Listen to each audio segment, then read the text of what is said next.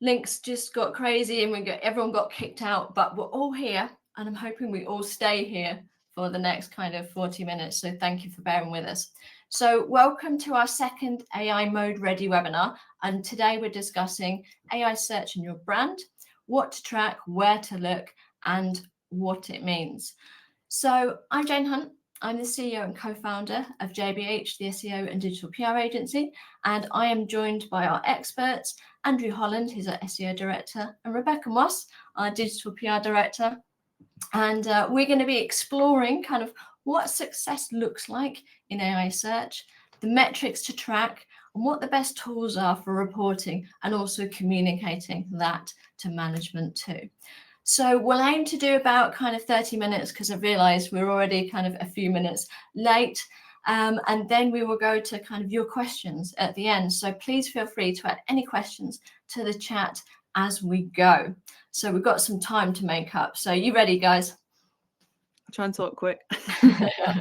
Lovely. Okay. So in order to have a discussion about reporting, firstly, we need to understand like what success kind of looks like and how we're able to prove that success.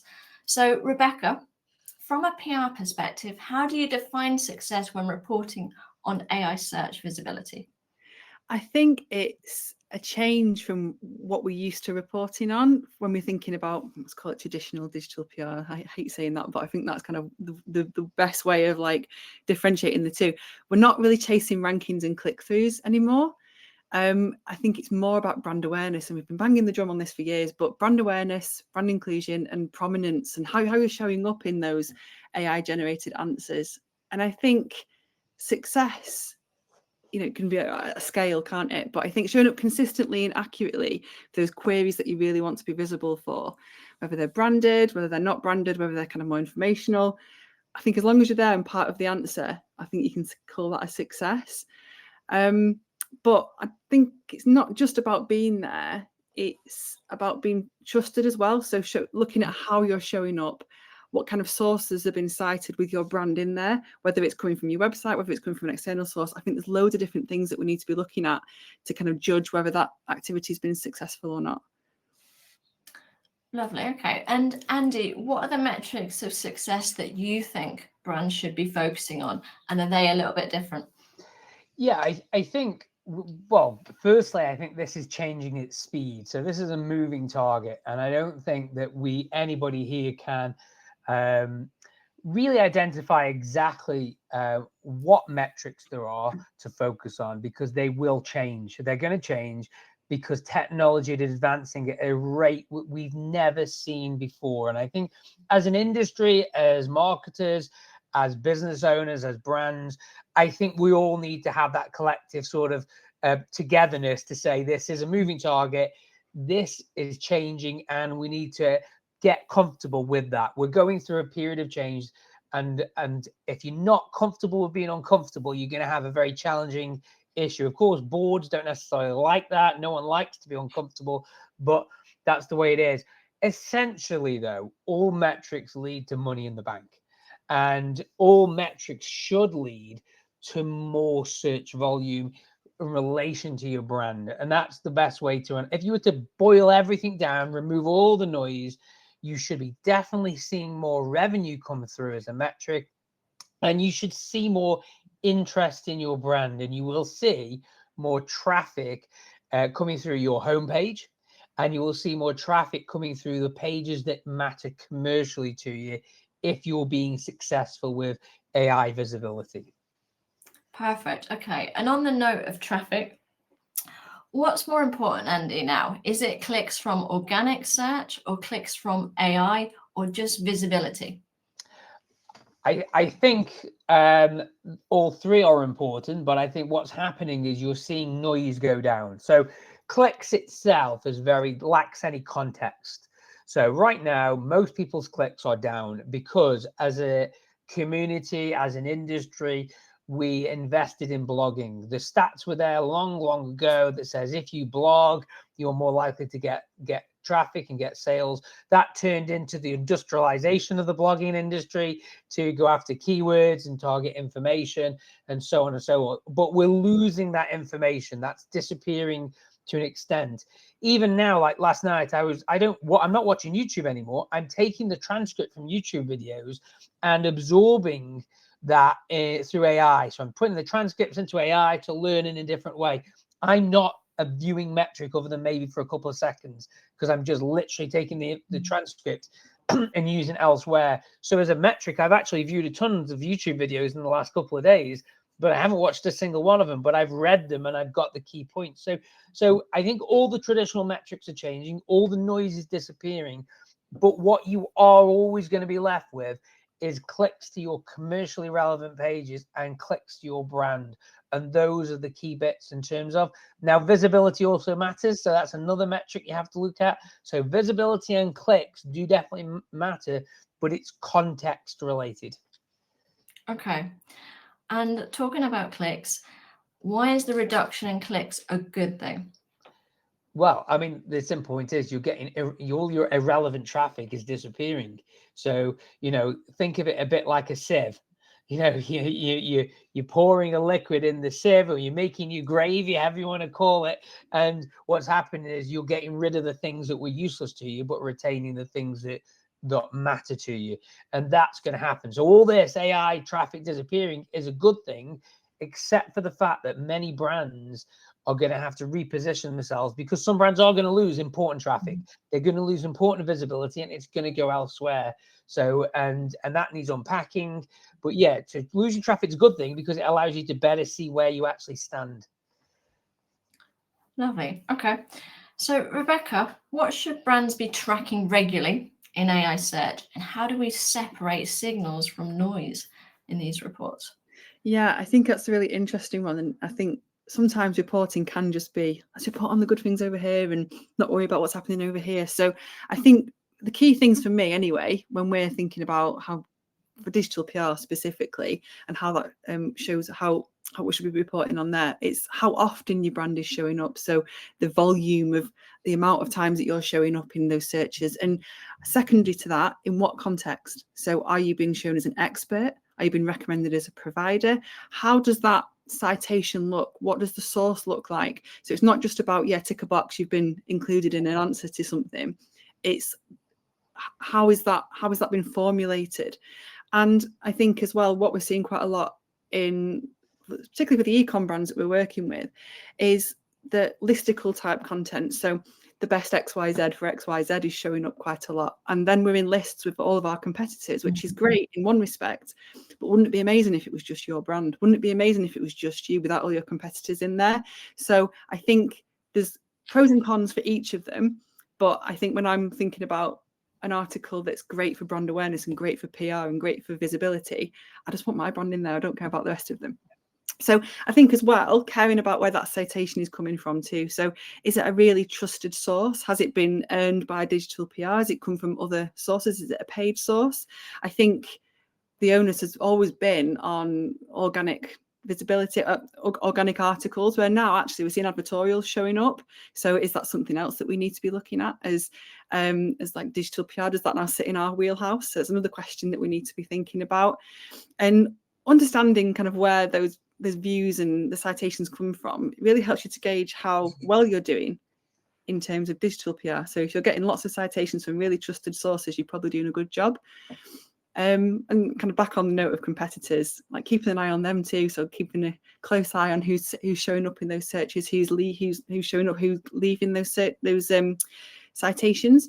Are they showing up more than you are? Kind of what's happening, and understanding not just what's happening with your kind of little world, but what's happening outside of that, and what you can be doing differently to do that. And I think in terms of what to avoid, I think getting really caught up in every little tiny fluctuation. So you're included one week, you're not there the next week. There are going to be those fluctuations, and it's not something to get upset about or to worry about. Overall, you'll be placed in the place. I have faith that you'll be placed in the places that you need to be. And I think as well, if you're doing digital PR in the right way and your brand is the right answer for that question, and you are showing up, you're kind of already halfway there. You're getting the good signals that you are doing the right thing. So again, I think just not worrying too much and just seeing how it all plays out. I think that's where I am with it at the minute. Yeah, no, I think it's really interesting because it's very nuanced, isn't it? Depending on what the query is, etc., and your search history and all that kind of thing. So, Andy, what is the single biggest aspect of AI tracking that people are forgetting? What a great question. Well, I think it's the human element, to be honest with you, and we're not asking people. And everyone wants to go and throw these. I mean, we'll talk about the tools later on, I'm sure, but in essence, all these tools is asking AI, like, where a brand is featured, and that's pretty much it, really, and to come up with prompts. So that's the technology. We don't have AI analytics yet. I think it will come one day, but I don't think it will happen yet. So our biggest resource is humans. And that's the people interacting with the tools, and we need to ask those people. And now you can do that in a couple of ways. One, I ask people straight away. Now, David Ogilvy, I think, was the one who said that if you ask people, they don't tell you what they think, and they change things, because humans are really bad at post-rationalization. So and we tend to forget exactly everything. So getting somebody on a call, asking them straight away, almost like, how did you find us? Sales teams can do that on every call, and they could do that pretty much, and have that built into every single call. How did you find us? And it might be, use ChatGPT and stuff like that. And then because of the way the AI-powered sales systems are working, that's going to immediately feed in. And then the loop between marketing and sales department can strengthen, because what you're doing is you're giving real-time data around AI discovery. So you have to ask. The other ways to ask is through chatbots, through other items, and you can even say, like, I'm giving you so much discount if you tell us, or run surveys to your customers. There are lots of different ways in which you can do. You could run a prize to customers, that have just come on, that have just signed up, and say, hey, great, thanks for joining us. You've just and here's a survey. Tell us how you found us, and you can be with a chance to win this prize. And then you can get that data that way, and then that's all going to feed in to the marketing team, understanding more about. But there's a lot of power in asking. 100%. And like you say, there's a lot of talk about tools, but no one's actually talking about asking customers. So I think that's very important. So you mentioned tools, and that's what we're going to talk about now. So Rebecca, which tools have been the most useful, and which have been the most misleading when reporting on AI search performance in your experience? Misleading. Okay. I think to start off with, I don't think there's one tool at the moment that does it all. It's a bit like reporting for digital PR and SEO generally. You take bits from one tool that does one part of it really well, and you take a bit from another tool because it does that part of it really well, and you want the real data, so you take it from Search Console. So it's kind of piecing it all together to make the picture that you need to see to be able to see if you're doing a good job or not. So for us at the moment, what we're learning now is a lot of the reporting that we do around AI is using tools that we already use anyway, but just reframing it slightly. So Search Console and Ahrefs are the two big ones that I would want to look at. And they all offer little bits of the picture. Whereas, manual checking as well, I think we're forgetting that checking prompts manually and seeing if we show up and looking at what those fluctuations look like, it's labor intensive. And I think if a tool does manage to get that bit right, I think it'll do really well. But right now, we're taking bits and bats from all different places to kind of bring together the picture for clients of how well we're doing and what more we could be doing, really. And I think most of the tools are helpful, but sometimes it can cloud your judgment a little bit because there's so many different boxes to tick, and you just kind of want something to tell you the answer straight away, don't you? And I think relying on them too heavily and forgetting about that kind of manual check and the manual kind of, seeing where your brand is showing up and looking at objectively, are you in that list of competitors? Are you on your own? Like that objective kind of human touch that, everyone's worried about AI taking away. That is really, really important here, because it adds that layer of, not credibility, I don't know what the word is, that layer of that human instinct. Like as a PR, that's a good piece of coverage, and that's why that's showing up. So no tool can do that. And I think that's where kind of we're still important. It's not just machines all the time. Back to humans again. So in that respect, obviously we've been, and I think that's a really good point. We're kind of talking as if there might be one tool out there that does absolutely everything, but yet that doesn't happen for traditional search. No. So why are we expecting that for AI search? I think that's a really good point. So I know you've had lots of demos, Andy, of paid tools. Do you think they're worth the money, or can brands get by with the free tools that are out there now? Ooh, great question. Okay, so yeah, I'm quite fortunate that people pitch me a lot of tools, and there is one that I am checking out that I can't give feedback on yet because I think that's probably one that looks like a better version, and that's something we'd probably share in upcoming webinars. I haven't checked it out yet. So in reality, almost every tool I've checked out today is not worth the money. And I say that because a lot of the tools are actually taking blog content and revealing that as a citation. So I have two sayings when it comes to these mention tools. Is one, you pay for the mentions of your other brands. So you're actually paying for the tool to use the API to call them up. So that's what's actually happening. So they use AI to either you tell them what kind of searches you want, or it goes and develops prompts based on artificial intelligence, and it fires hundreds, thousands, lots and lots of these searches at great cost to the tool. That's what the thing is. It's doing it on a big basis. So you're paying really for everybody else's searches. You're also paying for a lot of irrelevant searches and prompts to be made. And then some of these tools, when we're seeing, is they're revealing blog content that's totally irrelevant that you're being cited in. So almost like you're paying to tell you you've been cited in results that were never occurred, because the only thing that prompted them was a tool asking for prompts around blog content that you rank for with keywords. And it's almost like this big huge net that these tools are casting, and it gets very, very irrelevant results. Now, I believe Rebecca said the best thing there is a manual checking is the thing that's going to be most insightful. Now, there's also something else very technical here, something called reciprocal rank fusion. So reciprocal rank fusion, RRF, I think it is, if I get the name right, basically is a technique that AI engines are using. It's a patented technique. It's a type of technology that we believe they're using. Believe, you never know. And what it does is it actually goes and does this search, and they do these fan out queries, which we used to be able to see, but now we can't. That appeals to be taken away from us. Literally, we had that ability a few weeks ago. Now it seems to have gone. So it goes out and does all these different queries and then finds all these different results, hundreds of different websites it can crawl and speed. And then what it does is it takes bits of every search and throws them together. So some of it's just using text, some of it then uses what's called embedding vectors, and it's really technical and really clever. And then it amalgamates them to give a score. So if you're in different searches that are similar, you're might likely to score higher, and so on. So really complicated stuff.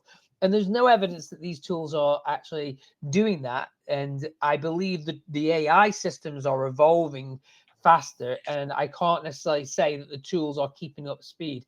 I aren't behind the tools, so I don't know for certain.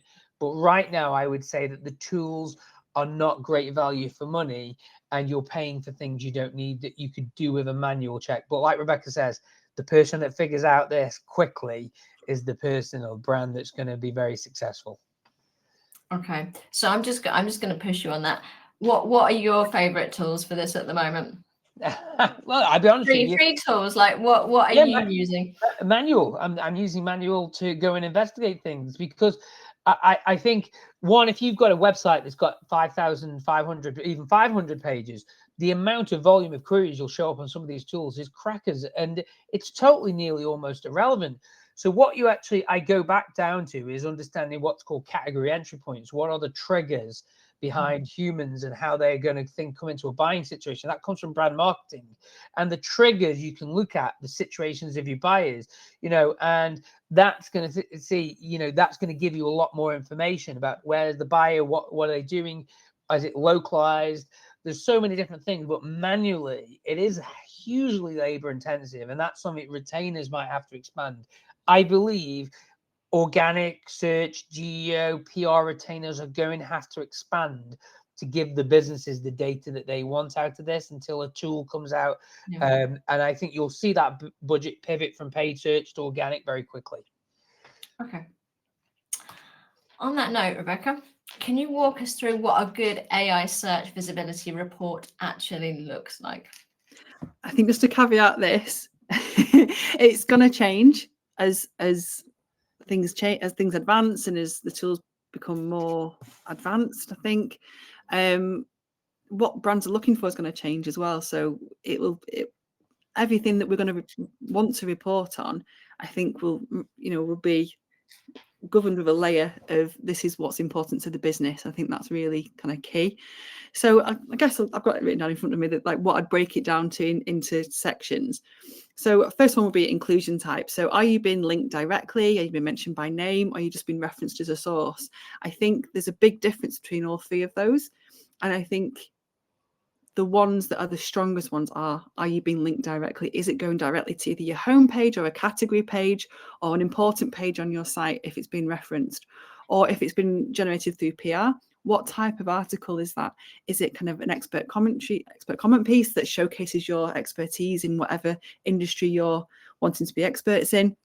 So there's lots of nuance to it. And I think creating like a score around that inclusion type score, like how would that look? Would you score highly for that? Or would you score less highly based on the fact that it's just like a little reference in a source that's been cited as part of a wider query? So there's like I said, there's lots of different nuances for the whole thing. I mentioned it earlier on, but competitor comparison. So are you standing out alone? That's kind of like the gold standard, really, I think, for AI citations. Like, is it just your brand? Or are you being listed alongside everyone else? And I think both can be valuable in different ways. So the context really matters here. What's the prompt that's actually called up that comparison article? Are they wanting to compare brands? Are they doing their research, or are they looking specifically for you? So there's a couple of things there that you need to kind of consider. So another one would be we call it entity representation. So that's waffle for basically how is the AI describing your brand? Are you seeing it as an expert? Are you showcasing a product? Is it a service that you're offering? The wording around that's really important because it means that AI, or even going back to kind of organic search, does Google understand what you're about? Are you the best answer for that question? And that kind of spans both, and making sure that your digital PR reflects how much of an authority you are in each of those in each sector that you want to be an authority in. So that's why kind of digital PR is so important, to ensure that all the tools and all the tech understands exactly who you are and that you are the best answer for that question for whoever's searching for it. And then back to attribution. So it's a word that I know Andy will roll his eyes at, but can you trace that mention back to a specific piece of content or a specific piece of media coverage? It might be that you can't. It might just be that the source is from a broader campaign that you've done. Maybe it's found it on your website. But if you can link it back to a specific piece of content, and we've got loads of examples of this where we can, it helps you kind of make that link between PR, content, and SEO. And it helps you to link it back to business outcomes, because you can literally see the path of where that's come from through that report. So I think it's so important that we kind of wise up around this and really show the impact of the work that these three different disciplines are bringing together to improve, as Andy said, revenue for businesses across the board. So in a nutshell, that's the 4 things that I'd want to see in a good visibility report for AI. Amazing, thank you. Very thorough. Have you got anything to add to that, Andy, or do you think that kind of covers it? No, I think the only thing I would say is that you're going to see a split, and there's 2 splits that are coming involved in SEO and digital PR geo, is activity and attribution tracking. In terms of, I think that activity is what you pay for to be done on accounts, be that SEO, and attribution is this process of finding out what that resulted in. And generally speaking, there's a little bit of a merge with every bit of an account where we've had quite an easy way to attribute things with tools very, very often these days, and brands have desperately sought to try and figure out attribution, which is why paid search has become such a big category. What I think is going to happen in the future is this: Google is going to launch ads into AI mode. There's some leaks about that already coming out. I think they're going to switch to default AI mode, predominantly because it's better, and they are in a big fight against ChatGPT, whose results, frankly, in my opinion, are better than the AI mode and Google search. So they're in a big battle. So I think they'll switch to AI mode. I think they'll choose to insert brands into that and ads into that based on intent. And I believe that you are going to see cost per click from AI mode reach a staggering level because the results are that much better. So in essence, the people who are buying ad space in AI mode are going to see their click costs go through the roof, because it gives the person more likely what they see. We saw, I think it's Sam Rush who said that a click from an AI search platform is 4 times more valuable. I've seen that in discussions with other brands where conversion rate is far higher from AI search. We've seen that generally. So I believe you are likely to see that. Now, for some categories, in the most expensive niches, I do believe you might end up seeing £100 cost per click, or if that kind of fee is more likely, which is astronomical, which is going to drive customer acquisition across even higher. So what you're going to see is a lot of paid search money, which is there right now. You're going to see that have to flood into organic and PR, and you're going to see that some of that is going to have to go into attribution. And almost I could see a time where attribution itself becomes a full-time role in marketing, where somebody who's very talented at understanding attribution across AI is going to pull this together, and there's going to be advanced tools and so on. But that's what I would say, is you're going to have to, brands are going to have to decide if they want better metrics, then you're going to have to arguably invest in better and more detailed attribution, which comes at a cost. Lovely bit of insight for the future, or the near future. Thank you. Rebecca, how frequently do you think brands should be auditing their presence in AI search? And how do you avoid over-reporting or chasing noise? Yeah, I think it's sensible probably to look at a more like layered approach. So starting off with monthly checks. So one of the ways which I want to start doing, well, one of the ways which I are doing it, but want to do more consistently, is having a small set of prompts effectively that you focus on for a period of maybe 6 to 12 months and really just focus on those.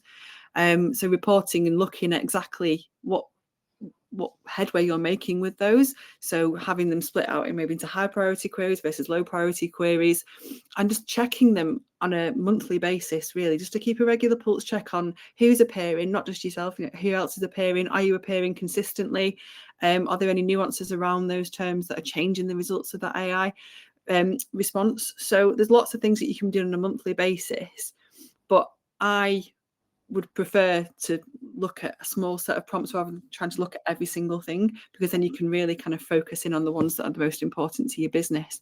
And I think even before that, understanding what those prompts are and doing the research around what they should be is going to be key for people working in agencies like us, and for brands who want to really optimize the work that they're doing to focus on AI. I think doing that research initially, rather than just kind of doing everything, having a really strict list, I think is going to be helpful.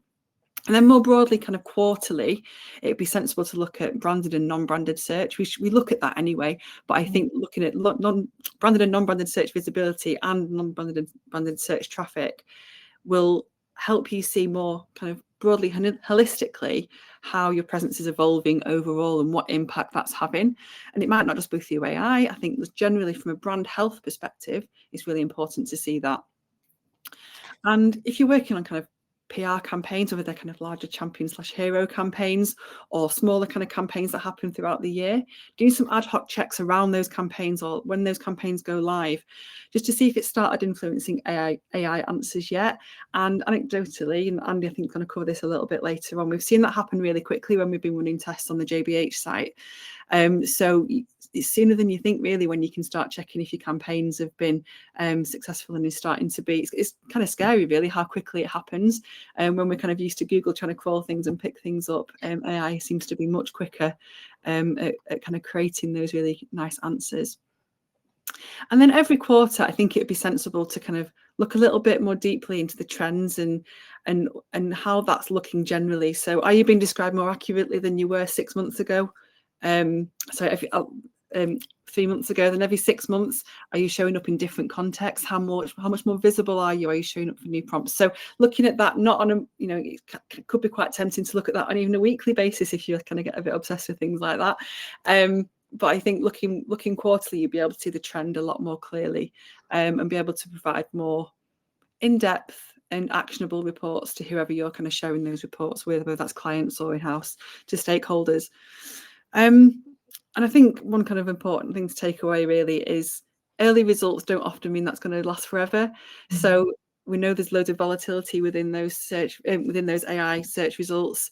Even in AI overviews, we're seeing things change week on week, but looking for those patterns over time, which is why I'm suggesting kind of a longer lead reporting system to really understand what the trend is and what's happening with those prompts and what's happening with those queries, rather than just kind of going, yes, amazing, we've been featured in this, it might be gone tomorrow. So looking more broadly, I think, is really sensible. Great. Okay. And you kind of segued into my next question for Andy when you were talking about how quickly brands were showing up. So Andy, how quickly are you seeing brands surface in AI search once on-site changes are made, and should you be looking straight away?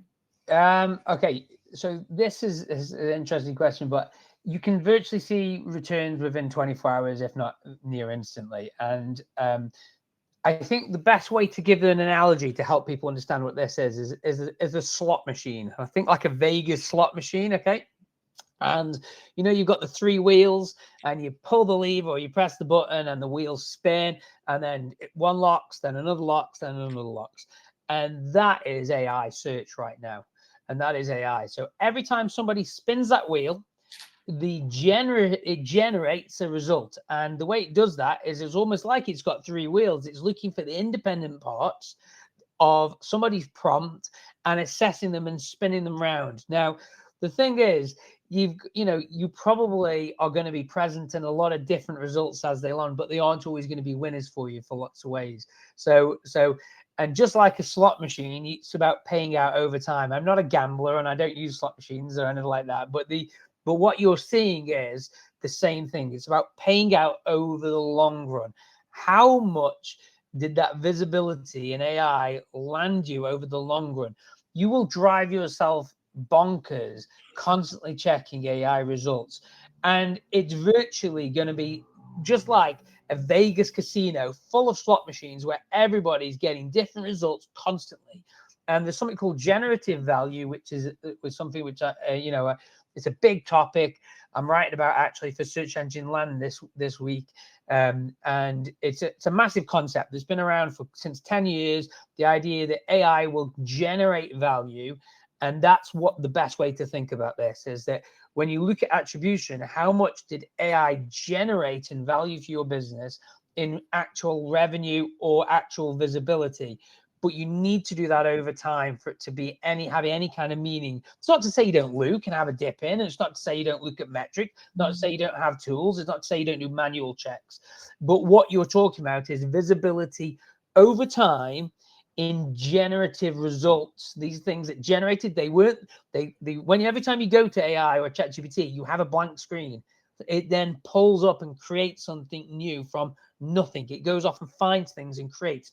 So generative value in itself, I think, has a value to it, and we haven't assigned that value yet. But what that turns into revenue-wise and also visibility and clicks is something you're going to have to look at over time, because it's like sitting down at that slot machine. You don't count your winnings constantly. You look at what you walked out of the casino with, is whether you're successful or not over a period of time. And that's a large part going to become to the amount of activity that goes on, the quality of the activity, the quality of the optimization, the people doing the job, the agency doing the job. And that's how you know whether you've been successful over a period of time. Yes, there are going to be KPIs and metrics that you look at, which think to yourself, well, this isn't going well, we're not landing coverage, so forth. But the other analogy I think to think about this is no different than a bit like the slot machine, you're putting the coins in. It's how many coins you're putting in, how often, and how many machines are you using is always going to increase that. And the other thing is, coming from Kevin Kelly, who was in Wired magazine in 2015, he predicted that by 2026, Google's major product would be an AI product, not search. And one of the things he talked about was flows, and how you need to think about information as a river, and it constantly flows, and the generative engines pull from that flow. So the idea is, I think you're going to lead to a situation where every brand needs always on optimization and always on digital PR, because it's not a case of you can just throw some money in and then walk off and see what happens.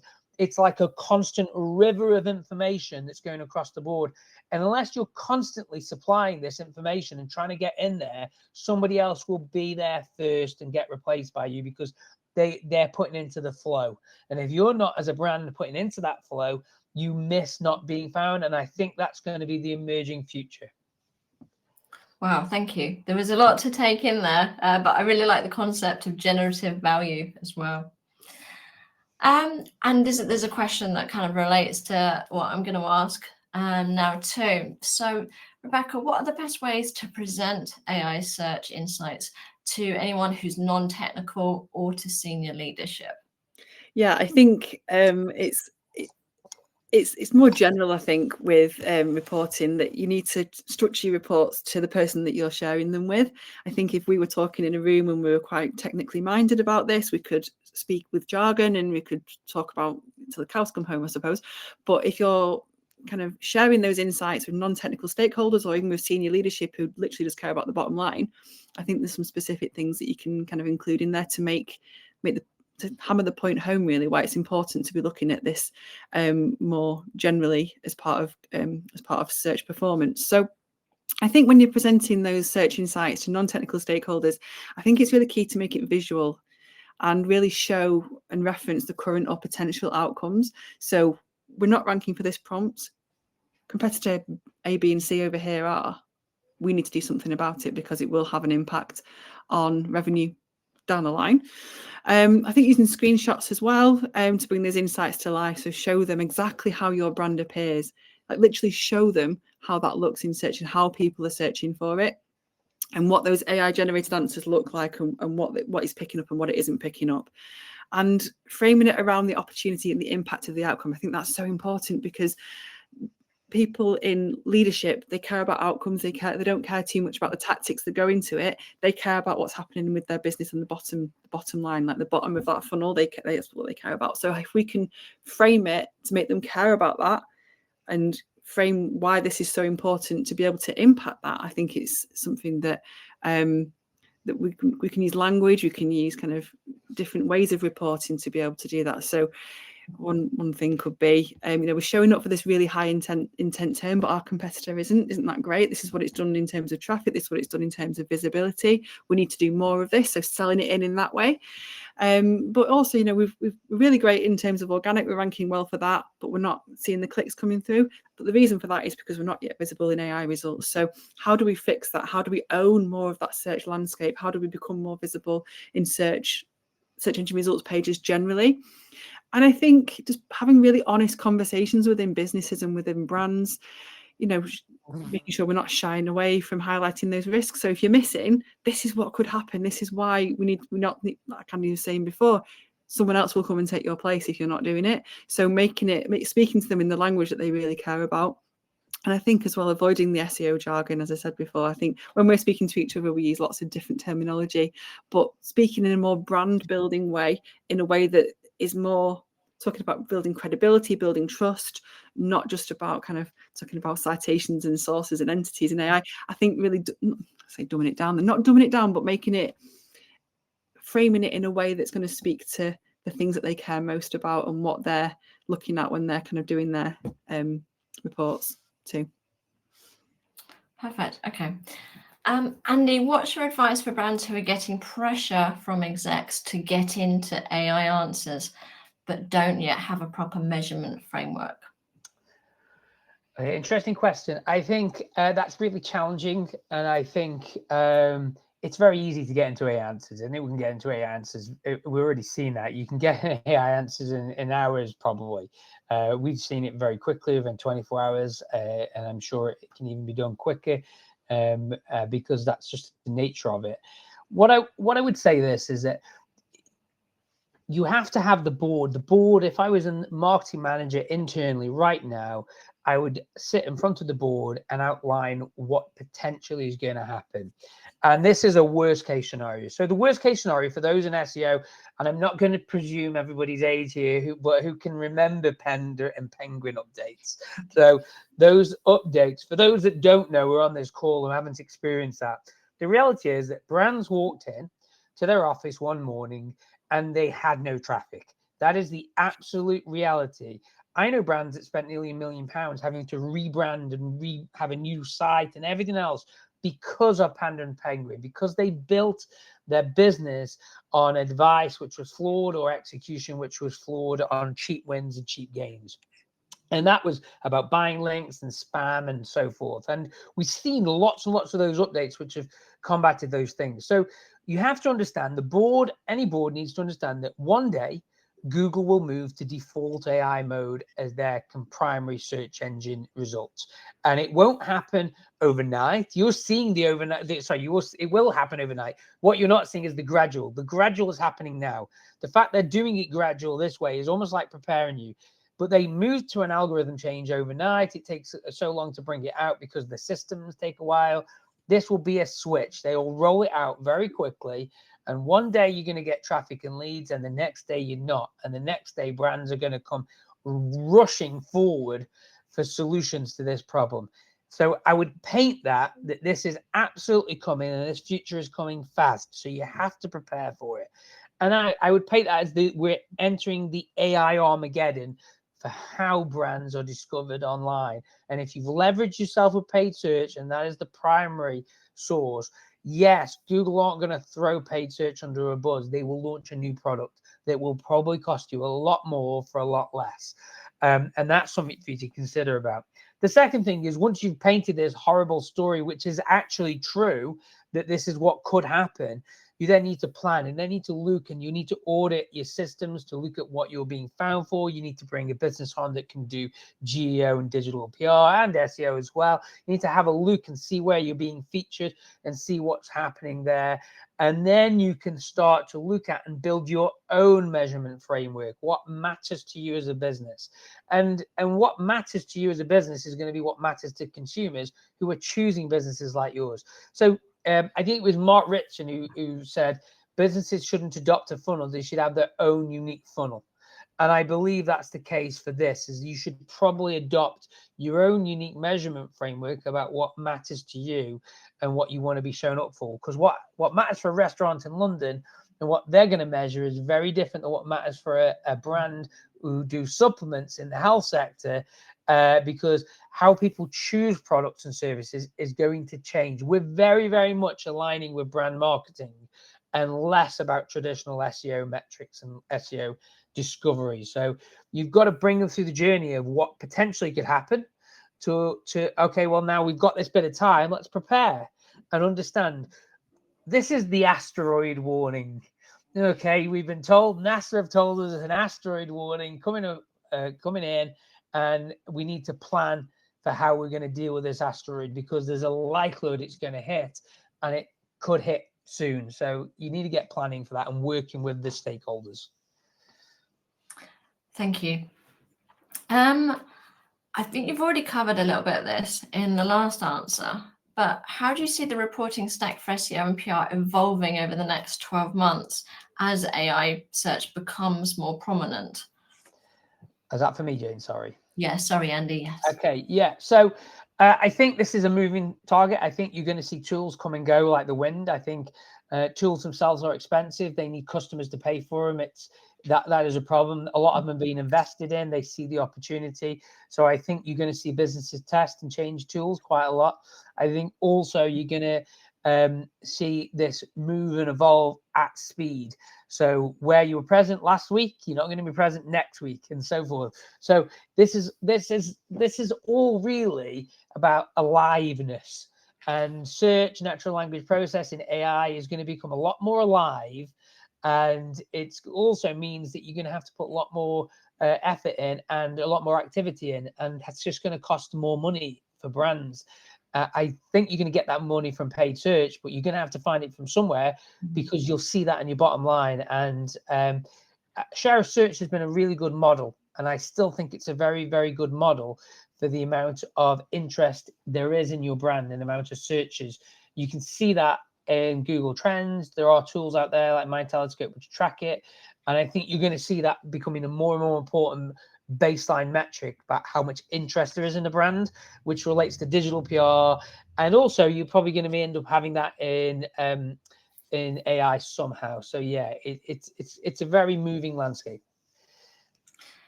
Cool. Okay.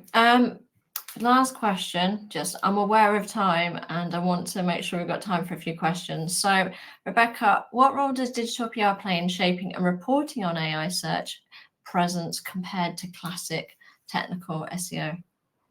Really good question. And I think digital PR, well, everybody had a panic that it was going to be like the end of digital PR.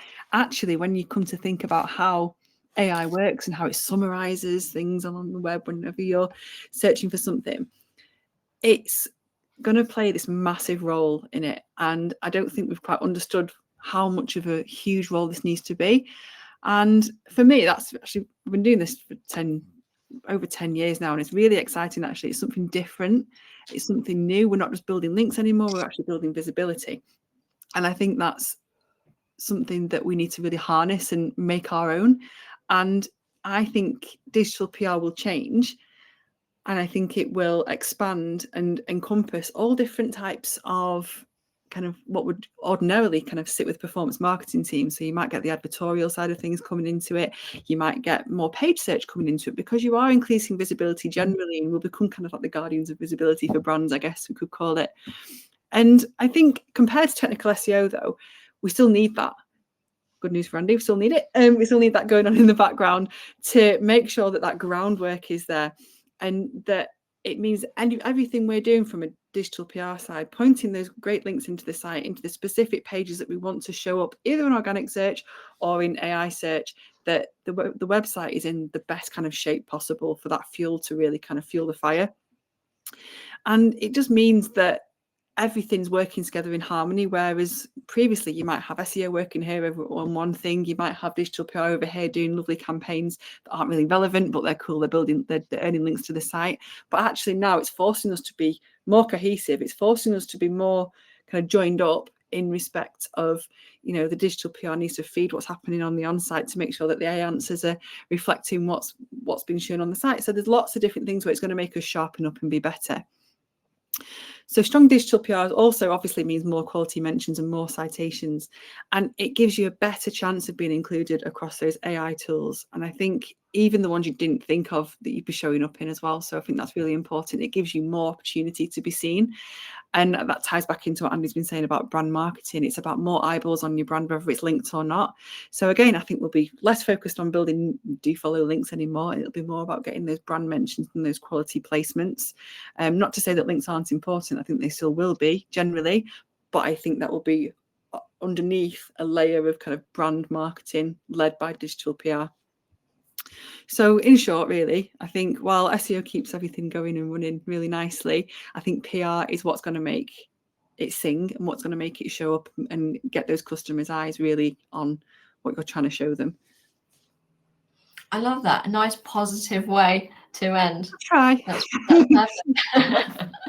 Okay, so let's go to the questions. So I've got a couple here. Firstly, one from Abby. Has anyone on the panel seen shifts in consumer or customer behavior as a direct result of improved AI search presence, even if those results are indirect or lag behind technical improvements?